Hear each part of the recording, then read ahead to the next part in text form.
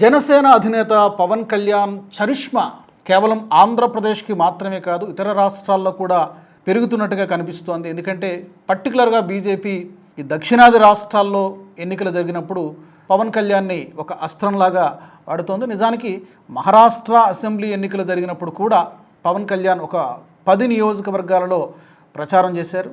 ఆశ్చర్యంగా ఆ 10 నియోజకవర్గాలలో 9 చోట్ల ఎన్డీఏ విజయం సాధించింది, ఒక్క చోట మాత్రం ఓడిపోయారు.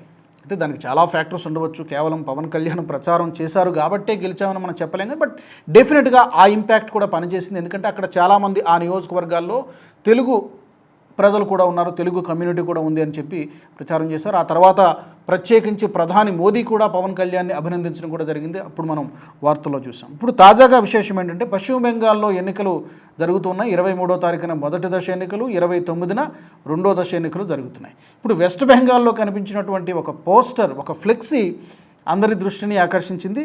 ఖరగ్పూర్లో బీజేపీ అభ్యర్థిగా పోటీ చేస్తున్నటువంటి దిలీప్ ఘోష్ ఒక ఫ్లెక్సీ పెట్టారు. ఆ ఫ్లెక్సీలో పైన ప్రధాని మోదీ ఫోటో కనబడుతుంది, ఆ తర్వాత UP CM Yogi Adityanath photo, ఆ తర్వాత ఆ కింద పవన్ కళ్యాణ్ ఫోటోను కూడా ఆ ఫ్లెక్సీలో యాడ్ చేశారు. ఆ తర్వాత ఆ కింద అతని ఫోటో పెట్టుకున్నాడు. దిలీప్ ఘోష్ బీజేపీ ఎమ్మెల్యే అభ్యర్థి. మరి ఈ ఖరగ్పూర్లో ఏం జరుగుతుందో చూడాలి. మీరు వెస్ట్ బెంగాల్లో కూడా పవన్ కళ్యాణ్ చరిష్మా విస్తరిస్తున్నట్టుగా కనబడుతుంది. ఒక ట్రంప్ కార్డ్ లాగా అప్పుడప్పుడు ఇలాంటి ఎన్నికల సందర్భంలో పలు సందర్భాల్లో కర్ణాటకలో కానీ, తమిళనాడులో కానీ, మహారాష్ట్రలో కానీ పవన్ కళ్యాణ్ పర్యటించినటువంటి సందర్భం గతంలో చూసాం. మరి వెస్ట్ బెంగాల్లో పర్టికులర్గా ఈ ఖరగ్పూర్లో ఏం జరుగుతుందో మనం చూడాలి.